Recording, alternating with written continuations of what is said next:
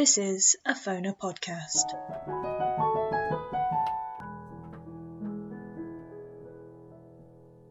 Our Green and Pleasant Town is a dramatic interpretation over 4 episodes, voicing the story of our parks and promenades using contemporary records, many held at Nottinghamshire Archives.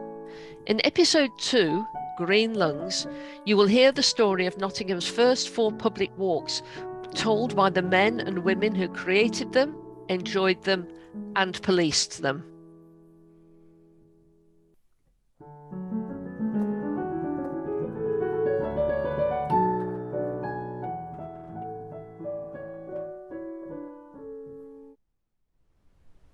The story began, as much as any part of history can be said to have a beginning, in 1845 with Nottingham's Enclosure Act, a measure that was desperately needed to release the town's surrounding fields for new buildings. New housing to take the pressure off the densely overcrowded courts of back-to-back slums like the Rookery and Narrowmarsh, where the conditions were appalling. No sanitation or clean water, but endemic disease and high death rates, especially amongst the children.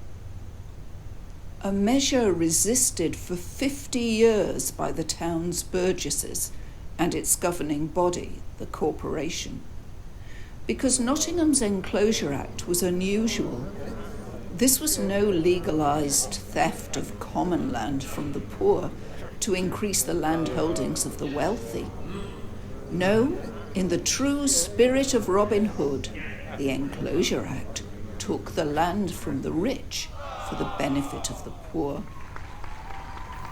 And there was plenty of land to spare. More than 1,000 acres of green spaces, breathing spaces, curled around the town. Green spaces that might have been lost in the town's ponderously steady expansion. Ponderous because the process of making the Enclosure Award was by no means a walk in the park. It was a sensitive and complex process that took 20 years to accomplish. With one exception. They moved quickly, well, comparatively speaking, when it came to setting aside land for the public green spaces, as the law now required them to do. The Enclosure Commissioners allotted 130 acres to the corporation in trust for the people of Nottingham, forever. Land for walks and parks and cemeteries. Don't forget the cricket grounds. Yep. Cricket and football grounds too, and a racecourse. Land that would be the town's green lungs and allow its citizens to enjoy fresh, clean air and exercise. They began by creating public walks. Walks to tempt the working classes away from the pub and the thrills of gambling, drinking and carousing, away from the dogfights and the bare-knuckle boxing matches. Walks where they could bring their families to see and be seen by their neighbours and take pride in themselves all dressed in their best. And so, in 1851, the first 4 walks were open to the public. 3 miles of spacious tree-lined promenades. To our eyes, they look like pleasant residential streets, but they're not.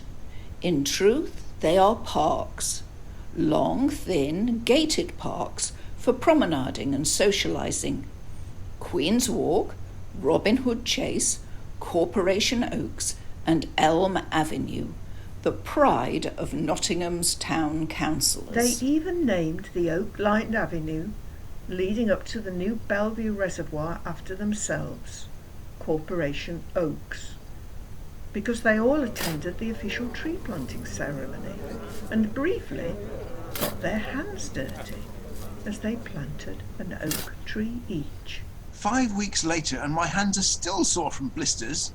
William Parsons, local solicitor and by now an influential local politician, is grumbling to his wife as they take breakfast together.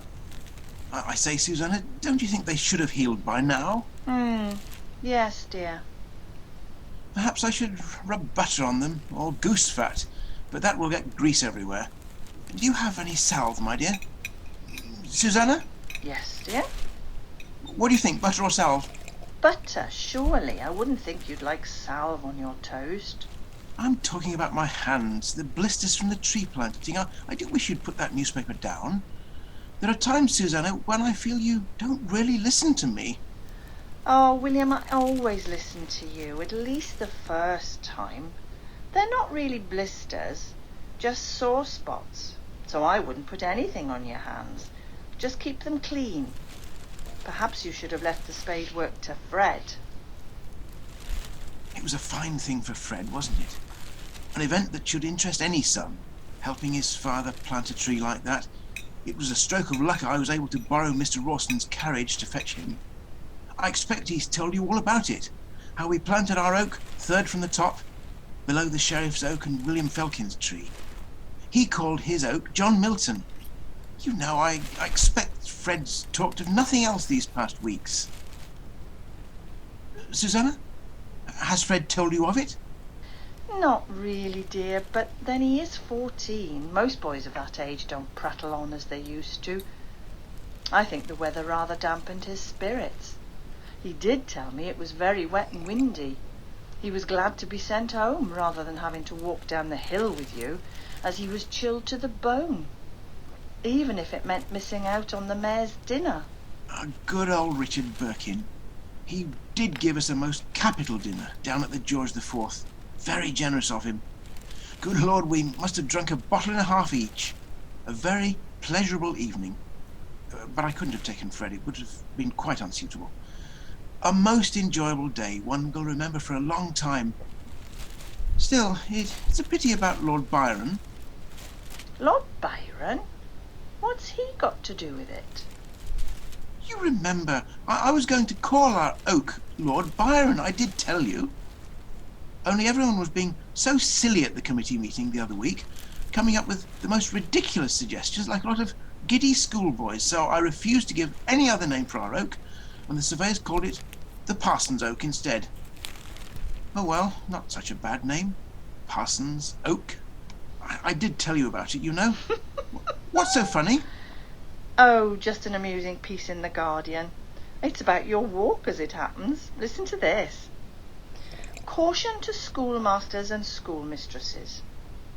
The Corporation of Nottingham, not being altogether free from the influence of vanity and self-esteem, have thought proper to give to one of the new walks the name of the Corporation Oaks. As it will be difficult to pronounce this name without throwing some ridicule upon that worshipful body of men, the instructors of youth should be careful in teaching the rising generation how to avoid an improper aspiration of the letters of the alphabet. Oh, that's very droll, don't you think? No, I don't. The corporation is not vain. It makes us sound as like we're all puffed up with pride. And what do they mean by improper aspiration? Oh, William, dear, don't you get it? Corporation hoax. I don't see anything funny in that. William Parsons might have been more gratified by the opinion of Eliza Cook, the popular London journalist, though he might not have approved of her politics. Eliza Cook, supporter of the Chartist movement and advocate of women's political freedom, was impressed with the new Nottingham, writing in 1852, "The corporation, with great public spirit as well as advantage to the borough, have lately enclosed 1,350 acres of land surrounding the town for building and public purposes. The site is called New Nottingham, and when all the mansions and houses which line the numerous intersecting roads are completed, it will exhibit one of the most healthy enterprises of modern times." Eliza Cook believed in something she called levelling up. People improving themselves and their condition in life through education. She found plenty of evidence of this in Nottingham, especially amongst its well-grown and well-dressed women of the operative class, who on a Sunday throng the park and public walks. Oh, I do remember those recreation walks, their undulating gravel paths lined with greensward, winding through their avenues of trees furnished at intervals with rustic seats. They completely encircled the town, a unique specimen of spirited and liberal provision for the public recreation and welfare. And the public response was tremendous. On Easter Monday in 1868, the Nottinghamshire Guardian reported that hundreds took advantage of the occasion to enjoy the fresh air and pure breezes of the various recreation walks, much to the corporation's satisfaction. Because promenading with their families was believed to increase the workers' productivity. The men would not return to work on the Monday exhausted from vigorous physical games like football, or hungover and broke from the night's heavy drinking and gambling. And the women would work all the harder to earn the money to buy rich ribbons and trinkets to show off to their neighbours. The corporation always had an eye on the benefits to trade. Still, the people of Nottingham from all walks of life were only too happy to leave the busy hum of town behind on their Sundays and holidays, to enjoy long walks among the green hedgerows, besides the river and underneath the trees. People like Samuel Collinson, local stockbroker, poet and artist. I take a walk most days, particularly in the summer. The fresh air at the top of St Anne's Hill is very agreeable when it's hot and muggy. Or an evening walk to Trentside. That's always pleasant and cool in the moonlight. And sometimes you can hear the music over at Wilford. But on re-entering the town, it's like coming into an oven. On a Sunday, there's always a crowd of people out walking, especially along the Queen's Walk. Hundreds, sometimes thousands it feels like, all well dressed and with many very pretty faces among them. It's almost like being at the fair, with so many merry, laughing parties. Not that I'm fond of the fair, if I'm honest. It brings in a very low crowd of the most villainous sort. Of course, I take less pleasure in my walks since my dear wife passed away. Mary and I would stroll together along these same paths, happy in each other's company and enjoying the beauty of the scene.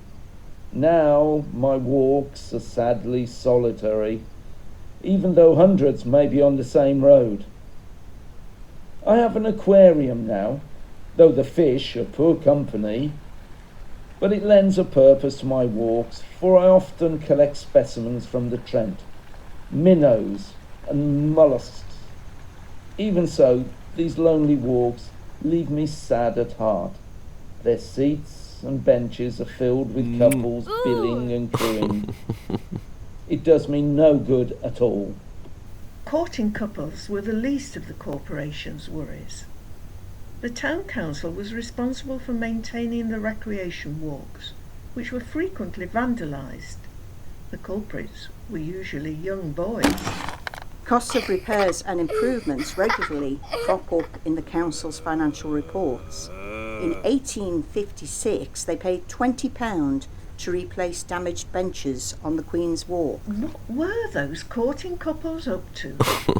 Again, in 1875, they faced an estimated bill of £1,000 to provide 250 new seats along the 5.5 miles of walks. The walks passed through new residential areas, so the acts of petty crime were a great nuisance to homeowners. In 1883, the residents of Corporation Oaks signed a petition about the dangerous and uneven condition of the paving, and at the same time complained bitterly about the large numbers of rough lads who congregated there, causing damage to hedges, trees and walls. These acts of vandalism were criminal offences in the 19th century. The police were responsible for the day-to-day supervision of the recreation walks, at times a thankless job, as one officer found to his cost. Police Constable Fisher here. I'm often on patrol in the new Nottingham. Some lovely houses being built up there now, close to the promenades. You'd think folk would have a bit of pride in their town with all these new green spaces. But there's always a few that will spoil it for the rest. Youngsters mostly, some too young to prosecute. That doesn't mean they get off scot-free, mind. We can always have them report to the town clerk's office. It's mostly high spirits, pulling the trees about and breaking off branches. It's a waste of the court's time, if you ask me, bringing them before the bench. But the law's the law. Sometimes the magistrates just put the fear of God in them with strongly worded cautions. I remember one occasion when 3 young lads were brought out for wilfully damaging trees on the Queen's Walk.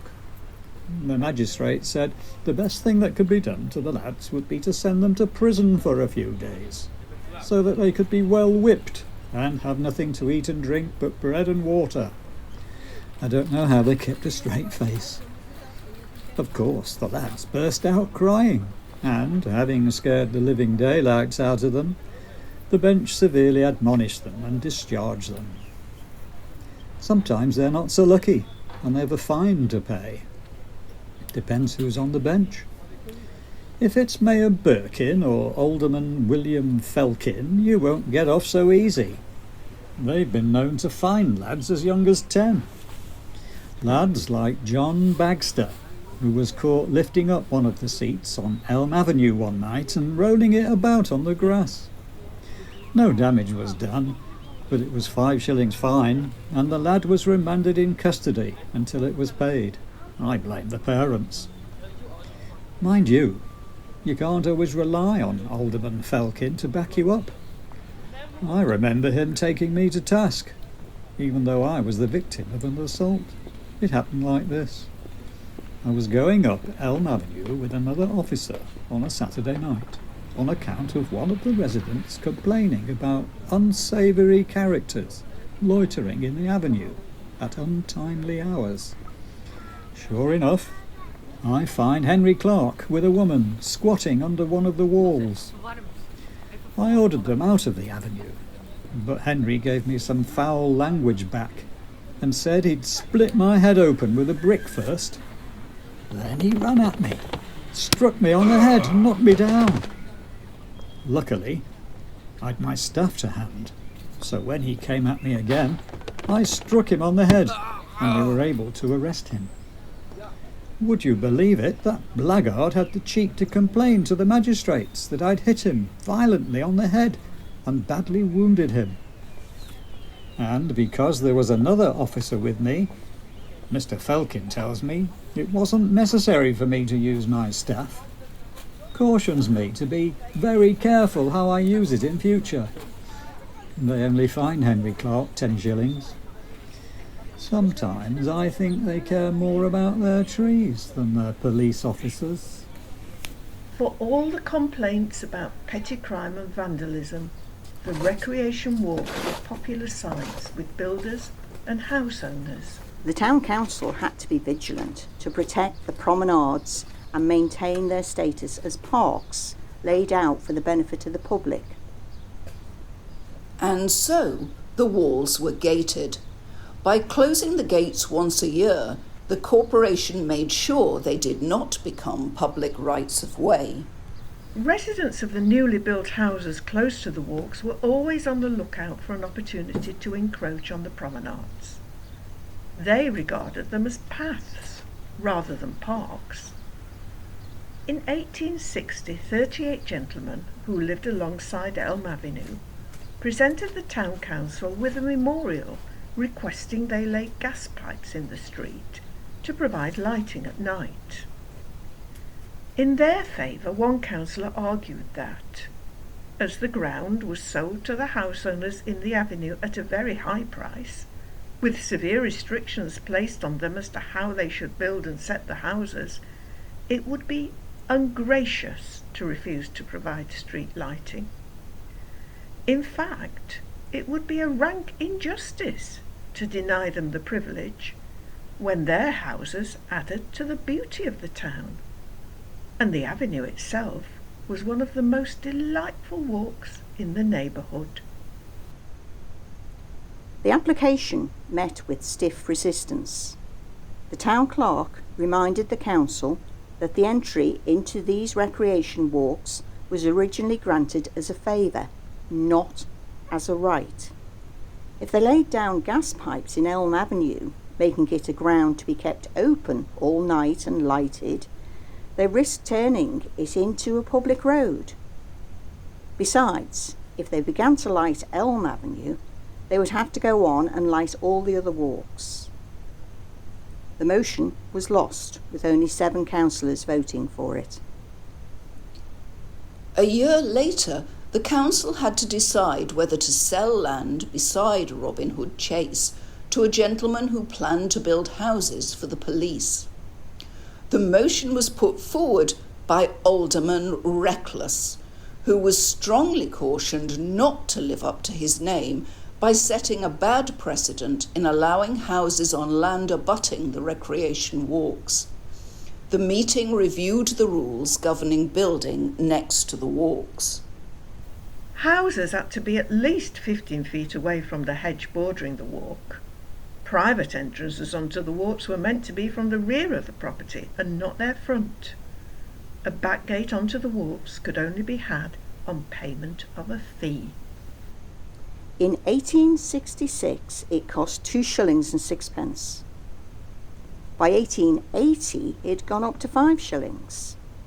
The town clerk was forever writing to house owners, reminding them that gateways on the walks was never intended to be the principal entrances to homes, and the corporation had the right to stop them up at any time if it felt the privilege was being abused. But of course, over time, builders did abuse the privilege and houses were built fronting the walks. Nevertheless, they remain to this day as gated public promenades open to all. Sadly, though, the gentle exercise of promenading went out of fashion, and as time passed, the people of Nottingham found greater pleasure and entertainment in that other green space created as a result of the Enclosure Act, the Nottingham Arboretum.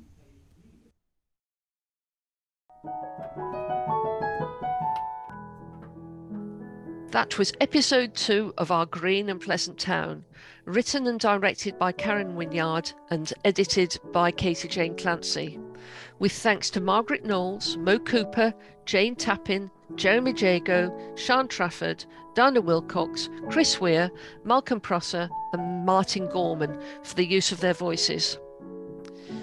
In the next episode, Honour and Ornament, Nottingham's Arboretum, we discover the radical beginnings of our wonderful Arboretum Park.